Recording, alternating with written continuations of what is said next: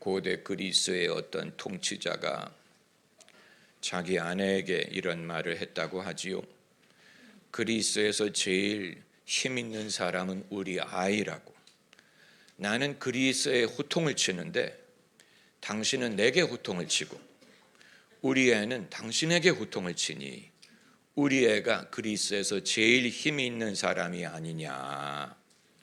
사람의 역할과 권세가 지위에 국한된다는 사실을 보여주는 것입니다.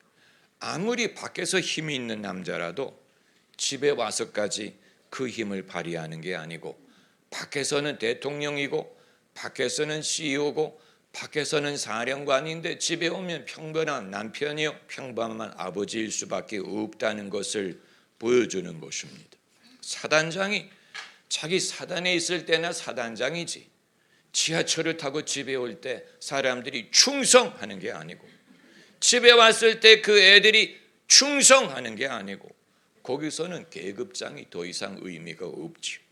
세계적인 기업체의 CEO라고 하더라도 그 회사에 있을 때의 CEO지, 집에 오면 자기 어머니 앞에 CEO가 아니고, 그리고 회사에서 일어나는 일을 가족들이 듣고 싶어 하지 않고 별로 관심도 없고 돈만 갖다 주면 됩니다.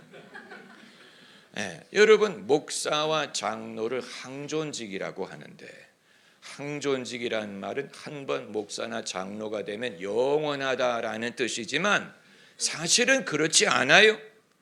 목사가 은퇴하면 더 이상 그 교회 목사가 아니고, 장로가 교회를 옮기면 더 이상 장로가 아닌 것입니다. 장로가 교회에서 장로지 집에 와서도 아내가 장로님 어서 오세요, 우리를 위해 기도해 주세요라고 하는 게 아니에요. 그렇기 때문에 나의 역할, 나의 정체성을 내 직분과 동일시할 수 없어요. 아주 중요한 것입니다. 나의 역할, 내 인생의 역할, 기독교인으로서의 나의 역할, 사명을 내 직분과 동일시할 수 없다는 것입니다. 왜냐하면 그 직분이 끝나는 날이 올 텐데, 그때가 되면 무엇으로 사명을 찾고 무엇으로 역할을 확인하겠습니까? 사람들이 혼동에 빠지는 이유가 바로 거기에 있습니다. 오늘 본문에서 그 사실을 발견하기 원합니다. 엘리야가 갈멜산에서야 선지자지, 임금 앞에 서서 말을 할 때 선지자지, 사르밧 과부의 집에서도 선지자인 것은 아니에요. 그의 입장이 아주 묘하게 된 것입니다. 대부분의 사람들은 인생 후반부에 그 역할을 그만두는데, 엘리야는 도중에 그 역할을 중단하는 일이 발생했어요. 3년 동안 사랑방 손님과 어머니의 관계가 된 것입니다. 하숙생이 된 거예요. 이 사르밧 과부의 집에 가서 신세를 지게 됐는데, 이제는 더 이상 선지자도 아니고 또 여호와 하나님의 종인 것도 불분명합니다. 왜냐하면 사르밧 과부는 이방 여자이기 때문에 별로 관심이 없어요. 여호와에 대해서 잘 몰라요. 엘리야가 누군지 몰라요. 관심도 없어요. 그리고 이 집에 와서 엘리야가 무슨 설교를 하는 것도 아니고, 예배를 인도하는 것도 아니고, 성경을 가르치는 것도 아니고, 이 집에 신세를 지고 있는 하숙생인 것입니다. 그러다 보니까 엘리야의 입장이 아주 묘하게 된 것입니다. 분명히 하늘에서 불을 내리는 선지자인 건 맞는데 선지자 대답을 받지 않는 거고, 선지자로서 활약할 기회도 없는 것입니다. 대접도 못 받고 활약을 하지도 못하고, 이 기간이 늘어나다 보니까 엘리야는 분명히 자기에게 물어봤을 것입니다. 내가 누구지? 나는 분명히 하나님의 선지자인데 지금 선지자의 대접을 받는 것도 아니고, 선지자로서 활동을 할 수 있는 것도 아니고, 알아주는 사람도 없고, 나는 도대체 누구냐, 무엇을 해야 되느냐, 하나님이 내 활동을 왜 중단시키셨느냐? 내가 활동을 해야 선지자인데 내가 활동을 하지 못하니 나는 도대체 누구냐 하는 질문을 하는 것이 엘리야로 하여금 자신의 역할이 무엇인지를 분명히 깨닫는 계기가 되었을 것입니다. 여러분은 목사라는 직분이 부러우실 때가 있습니까? 아마 없을 거예요. 그러나 목사란 직분을 갖게 되면 기독교인의 역할이 분명해진다고 생각을 하게 되면 목사가 편하겠다라고 생각을 할 거예요. 나는 평신도로서 내 역할이 뭔지 잘 모르겠는데 내 역할이 불분명한데 뭔가 해야 되는 건 알겠는데 그게 내게 분명히 다가오지 않는데 목사님은 설교도 해야 되고 목회도 해야 되고 자기가 해야 되는 일이 분명하니 역할에 대하여 불분명함이 없지 않을까? 이 이유로 목사가 되기를 원하는 사람도 있을 것입니다. 기왕에 내가 기독교인으로 뭔가를 해야 된다면 아예 목사가 되면 내 역할이 분명해지니 고민할 일이 없지 않겠느냐? 그런데 여러분, 이런 동기로 목사가 되는 사람은 그 직분 뒤에 숨으려고 하는 거예요. 자기가 기독교인으로 어떻게 살고 무엇을 해야 되는지를 고민하는 게 귀찮은 거예요. 그냥 목사가 되면 내 역할이 분명하게 정해지니 그걸 숨어서 고민을 면하는 게 낫지 않겠느냐. 그런 사람은 직분을 그만두게 될 때, 은퇴하게 될 때, 교회를 떠나게 될 때 정체성의 혼동에 빠질 것입니다.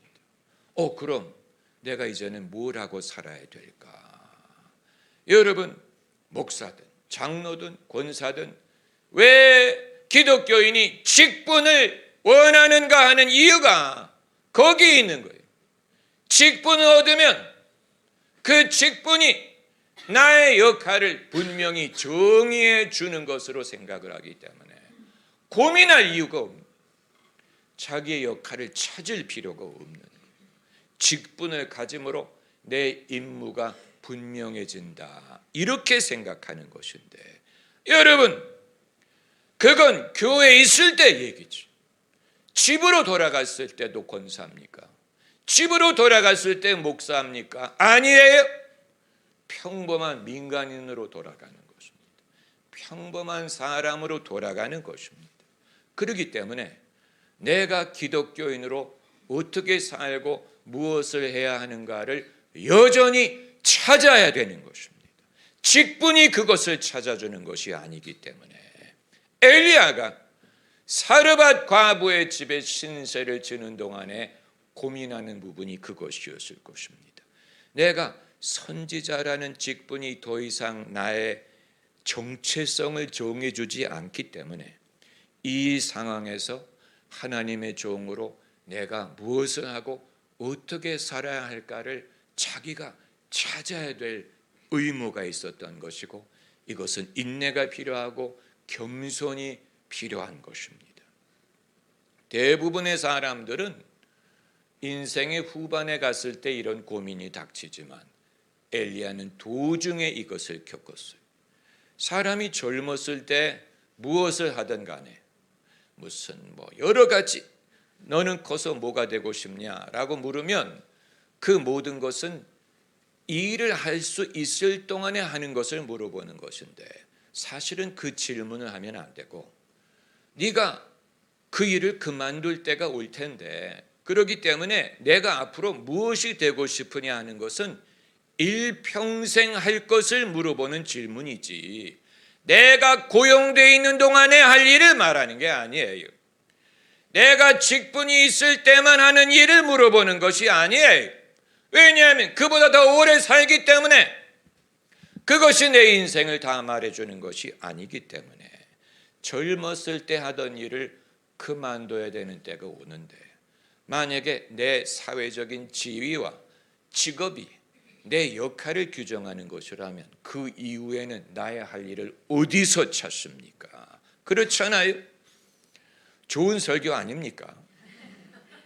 어느 사진관을 보면 지금은 그런 사진을 진열하지 않는데 옛날에는 경복궁 옆에 있는 사진관에 가면 어느 군 장성의 가족 사진을 진열, 어떻게 그걸 사람들 앞에 진열을 할 수 있을까? 그런데 이 가장 높은 계급으로 진급을 한 다음에 계급장을 달고 가족들과 같이 찍은 사진이, 근데 뭔가 어색합니다. 여러분 그거 안 느끼셨어요? 뭔가 어색하다는. 왜냐하면 그 계급장이 군대에 있을 때나 계급장이지 왜 가족 사진에서 계급장을 달고 찍는 것입니까? 이상한. 그럼 가족들도 군복을 입던가, 가족 아내도 애들도 며느리도 군복을 입던가, 아니면 가족들이 민간인 옷을 입었으면 아버지도 민간인 옷을 입던가. 가족들은 다 민간인 옷을 입었는데 아버지만 군복을 입고 훈장을 달고 계급장을 달았으니 이건 무엇을 말하려고 하는 거라면, 내가 한때 이런 계급장을 달았다는 것을 기념하려고 하는 것인데, 그건 한때 내가 이런 계급이었다는 사실을 전역한 후에도 계속해서 기억하려고 하는 그런 마음을 담는 것이라고 밖에는 볼 수 없습니다. 여기에서 우리 모두의 고민이 있는 것입니다. 왕성하게 활동할 때가 있죠. 사람들이 나를 찾을 때가 있고 내가 뭔가 사회적인 지위를 가졌을 때가 있어요. 그것이 나라는 존재를 정의하는 줄로 알았어요. 사람들이 사장님, 사장님, 회장님, 회장님이라고 부를 때 나는 내가 회장인 줄로 알았어요. 내가 사장인 줄로 알았어요. 그게 나의 신분을 정해주는 것으로 생각했어요. 그런데 더 이상 사장이라고 부르지 않는 때가 오는 거예요. 더 이상 당회장이라고 부르지 않는 때가 오고, 더 이상 장군님이라고 부르지 않는 때가 오고, 더 이상 장로님, 권사님, 목사님이라고 부르지 않는 때가 오는데, 그때에는 무엇이 나의 신분을 정의하느냐, 내가 누군가를 무엇으로 확인하고 말할 수 있느냐, 이건 굉장히 중요한 질문이고, 이걸 알지 못할 때는 우리가 위축될 수밖에 없고, 나는 내가 저런 존재인 줄로 알았는데 알고 보니까 그게 아니었네. 나는 내가 설교자인 줄로 생각했는데 더 이상 설교를 안 하면 그럼 나는 뭔가, 이런 생각을 하게 됩니다. 이걸 일찍 깨닫는 것이 좋습니다. 이걸 일찍 알아야 됩니다. 엘리야에게는 3년 동안 남의 집에 하숙생 신세를 진 것이 그것을 깨닫게 한 거예요. 내가 하숙생으로 남의 신세를 지고 있는 동안에도 나는 하나님의 종인데, 하나님의 종으로서의 나의 역할을 누가 나에게 갖다 주는 게 아니면 내가 찾아야 되는 것입니다. 할렐루야. 이건 모든 기독교인이 마찬가지. 여러분이나 저나 우리의 직분과 상관이 없이 우리가 예수 믿는 사람으로서 내가 누구고 어떤 역할을, 내가 어떤 일을 해야 되는가 하는 것은 누가 나에게 갖다 주기를 기대할 수 없고, 나의 직분이 그것을 정해 주기를 요구할 수 없고, 우리 모두가 일평생 찾아야 되는 것입니다. 어린아이들도 그것을 찾아야 돼요. 어린아이가 아직 무슨 집사도 아니고 선생도 아니고 애일 뿐이고 주일학교 다니는 애일 뿐이지만, 그럼에도 예수님을 믿는 사람이기 때문에 자기가 예수 믿는 사람으로서 어떻게 살고 무엇을 해야 하는 것을 찾아야 돼. 그걸 찾는 애가 신앙의 사람. 평신도든 젊은이든 직분과 상관없이 마찬가지예요. 그렇지 않습니까? 우리가 지하철을 타고 갈 때, 버스를 타고 갈 때, 병원에서 줄을 서서 기다릴 때, 은행에서 일을 볼 때, 그때 누가 우리에게 집사님 오셨냐 이렇게 말하지 않습니다. 그냥 대한민국 시민, 그냥 민간인이에요. 그러나 우리는 그때에도 나는 하나님의 자녀요, 예수 믿는 사람이요, 나는 하나님의 종이야. 사람들이 그걸 알아주든 알아주지 않든 엘리야가 그것을 찾은 것입니다. 그래서 사르밧 과부가 자신에 대해서 뭐라고 알아주든 믿든 안 믿든 하나님이 기회를 주시는 대로 두 가지 일을 하지 않습니까? 첫째는 이 집이 얼마나 가난하다는 사실을 알고, 우리 집에 가루 한 움큼과 기름 조금밖에 없는데 그걸 가지고 나와 내 아들이 음식을 만들어 먹고 그 다음엔 죽을 거예요. 얼마나 절박한 과부의 고백이에요. 그때 엘리야가 그 순간이 선지자의 역할을 할 때예요. 그 순간이 하나님의 은혜가 임하는 순간이. 그래서 말하기를 이스라엘의 하나님의 사시는 동안 내가 말하노니 비를 주실 때까지 너희 집에 밀가루가 떨어지지 않고 기름이 다하지 아니하리라. 그랬더니 그렇게 됐어요. 누가 선지자여 우리에게 말씀하옵소서 한 게 아니에요. 자기의 역할을 엘리야가 스스로 찾은 것. 이때가 내가 하나님의 종으로서 섬길 때다. 하나님이 주신 은혜를 내가 사용할 때가 이때야. 그리고 또 다음번은 그 아이가 죽었다 그랬어요. 갑자기 애가 죽었어. 그랬더니 그 과부가 엘리야를 탓하기 시작하는 거예요. 당신이 내 죄를 생각나게 하려고 우리 집에 와서 내 죄를 노출을 시키는 바람에 우리 애가 이렇게 된 것이 아닙니까? 당신이 우리 집에 찾아온 것이 우리에게는 재앙이다라고 말합니다. 이제 엘리야가 그 과부와 말다툼을 할 수 없고 설명할 수 없어. 그래서 그 애를 데리고 자기 방으로 데리고 가서 기도하지 않았어. 하나님 여호와여. 그리고 이 아이를 살리고 그 아이를 데리고 엄마에게 돌려주면서 당신의 애가 산다. 그랬더니 그때 3년 만에 이 여자의 입에서 내가 이제야 당신이 하나님의 사람이요 당신의 입의 말씀이 여호와의 말씀임을 아노라. 3년 만에 이 사람의 입에서 당신이 정말 하나님의 종입니다 라는 고백을 하게 된. 여러분, 이건 애초부터 요구할 수 있는 게 아니고 자기의 공식 직함에 좌우되는 것도 아니고, 이건 정말로 계급장을 떼고 내가 정말 하나님의 사람으로 사는 것을 보여줄 때 사람들이 그것을 보고 확신하고 그리고 자기 입으로 고백하게 될 때까지 기다릴 수밖에 없었던 것입니다. 할렐루야.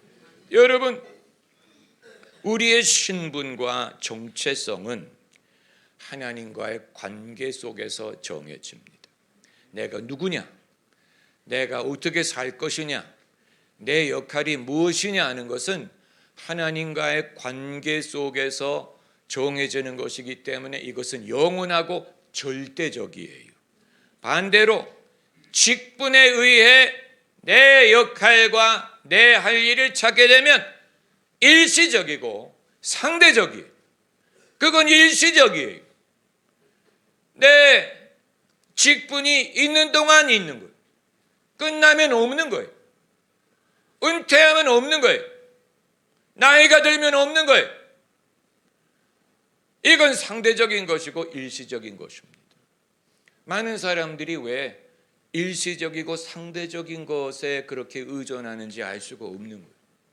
왜 그것으로, 그래서 어떤 교회는 장로가 되려고 난리 발버둥을 치는 교회들이 있어요.